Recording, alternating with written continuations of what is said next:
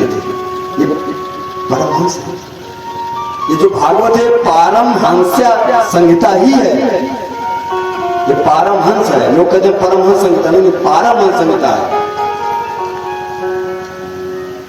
सुखदेव जी महाराज परमहंसी थे, 5 घरों से भिक्षा लेते थे। और क्या नियम था? ये उतनी देर घर के सामने भिक्षा मांगते जितनी समय एक गौ दुही जाती है। एक गौ को दुहने में तकरीबन 5 से 6 ही मिनट लगेंगे। आप अनुभव कर लीजिए। और अगर सीधा मिला तो ठीक है, नहीं दूसरा घर। 5 घर जाते थे, मिले तभी, न मिले तब भी सिद्ध कराओ, कुटिया पे चले जाते थे। फिर और किसी थे 5 अंग की कोपी पहने हुए हैं, नंग धर्म बाबा है, बगल से निकलते थे गांव के डीओजी साहब भी भूखते थे उनके ऊपर। ये जब पहुंचे सभा में तो जितने थे संत महात्मा महात्मा खड़े हो गए। वेदव्यास जी, पाराशर जी, सुखदेव जी को देखते ही वशिष्ठ जी, दुर्वासा जी, अत्रि जी, भृगु जी सब खड़े हो गए। सबने प्रणाम किया। सूत जी कहते हैं संत ऋषियों, सुखदेव कहते हैं कि आप लोग अपने अपने स्थान पर बैठे रहो। वो उनको प्रणाम करते हैं, वो उनको प्रणाम करते हैं। वेदव्यास जी जब पहुंचे, वेदव्यास जी ने कहा, राजा परीक्षित, सुखदेव आपकी मुक्ति को उपाय हो गया, बस एक बात याद रखना, 7 दिन किसी भी प्रकार से इनको यहाँ के यदि रोक लिए आप तो आपको कल्याण मनुष्य कोई रोक नहीं पाएगा। व्यास गद्दी पे श्री वेदव्यास जी बैठे, तो नियम है थोड़ा 2 लाइन के लिए हम प्रणाम करें। मुस्कुराते प्रभु कथा सुनाने वाले तुमको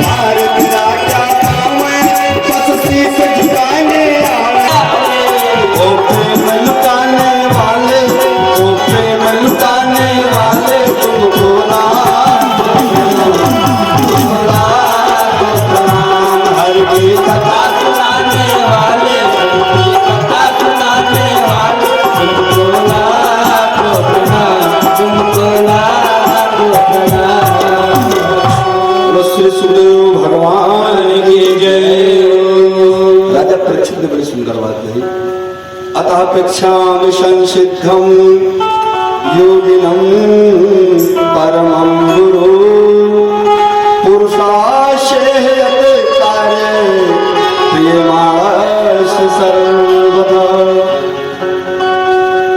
कहा भगवान, जिसे 7 दिन में मरना हो उसकी मुक्ति का उपाय क्या है? ये नहीं कहा कि मुझे 7 दिन में मरना तो मेरी मुक्ति का उपाय क्या है। जिसे 7 दिन में मरना हो उसकी मुक्ति का उपाय बताइए। क्योंकि ये जो जीवन का आवागमन है, पुनरपि जन्म पुनरपि मरणम पुनरपि जननी जठरे शयनम, ये जो आवागमन है ना 7 ही दिन में है। 7 दिन में जन्म, 7 ही दिन में मरना। 8वां हुआ नहीं, न होगा, न होने की संभावना है। तो जिसे 7 दिन में मरना है भगवान, इसकी मुक्ति का उपाय तो बताते जाओ। श्री सुखदेव जी हंसने लगे, प्रसन्न हो गए, गदगद हो गए, आह्लादित हो गए। कितना सुंदर प्रश्न किया। कहा राजा परीक्षित, यह प्रश्न तुमने अपने लिए नहीं किया, ये तो सारे जगत के लिए, जगत के कल्याण के लिए है। कहा राजा, कलयुग में मनुष्य की आयु कितनी है? तो कहा भगवान पता नहीं। तो कहा सतयुग में कितनी थी? तो कहा भगवान पता नहीं। तो कहा सुनो, सतयुग में मनुष्य की आयु 1,00,000 वर्ष थी। सतयुग के बाद जब त्रेता युग लगा तो 1 जीरो निकल गया, 10,000 वर्ष। त्रेता के बाद जब द्वापर लगा 1 जीरो फिर कट गया, 1,000 आयु त्रेता लग। और जब त्रेता युग बीचा कलयुग लगा, द्वापर लगा, द्वापर के बाद जब कलयुग लगा तो 1 शून्य और कट गया। सतयुग में 1,00,000 आयु थी, त्रेता युग में 10,000 आयु थी मनुष्य की, और द्वापर में 1,000 आयु थी, और कलयुग लगा तो 100 वर्ष आयु थी। सतम जीवी ने सब आशीर्वाद देते हैं ना, सब शादी आए, 100 साल तो हमको जीना ही चाहिए, लेकिन यहाँ तो कोई भरोसा नहीं, कदम चाहिए। क्यों? कहा कि राजन 100 साल मनुष्य की आयु है, तो 100 साल यदि हम जी रहे हैं तो 12 घंटे रात, तो 12 घंटे दिन, तो राजन 100 साल में 50 वर्ष तो हम सोते सोते बिता दिए नहीं। कहा भगवान बीत गया। तो कहा 50 वर्ष में मैंने किया क्या है, ये बताओ, क्या किया आपने 50 वर्ष में?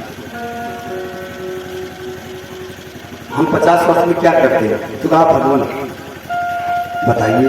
तो कहा 50 वर्ष आपका विवाह हुआ, पत्नी आई, बाल गोपाल लालन पालन में 35 वर्ष हो गया, बढ़ाते दिखाते 40 साल उम्र हो गई। 40 के बाद जब 10 वर्ष बचा, भगवान पुत्री का विवाह करना है, पुत्र का विवाह करके पुत्र वधू भी तो लाना है, तो 10 वर्ष तो नात बात रिश्तेदारी में बीत गए।